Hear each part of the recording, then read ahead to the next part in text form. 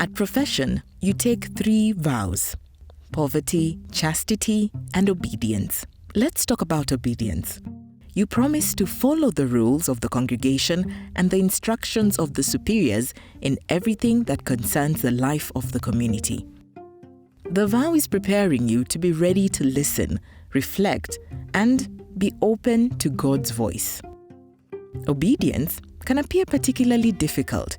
Therefore, it is good to understand what exactly this vow really means. There are some things every sister needs to know. First, only rightful superiors can demand obedience. This also means that not just any fellow sister or priest can. Being older or celebrating Mass regularly in the convent or being your confessor does not make somebody your superior.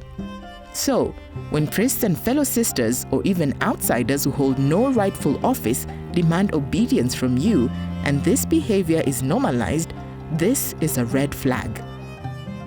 Secondly, a superior can demand obedience only in matters that concern community life. Good superiors will respect and foster your talents.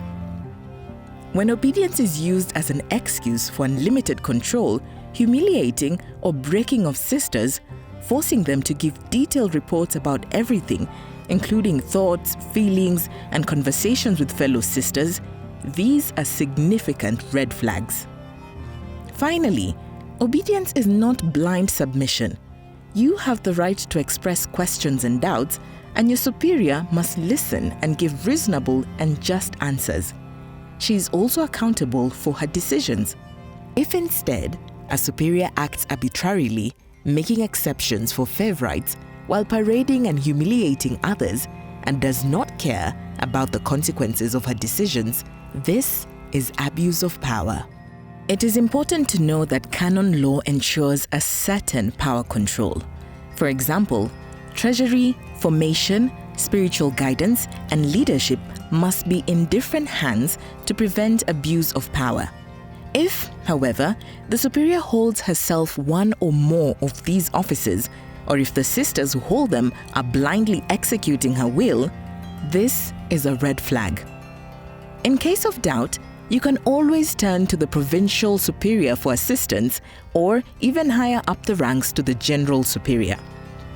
Additionally, elections are a way to give sisters in a congregation a choice of who will lead them. As a fully professed member, you have a right to elect representatives for provincial and general chapters. Eventually, you may even be elected representative or superior yourself. Like all evangelical counsels, obedience is a means to an end and not an end in itself. It is for facilitating the life of the community and making sure that all the necessary tasks are done well and distributed fairly.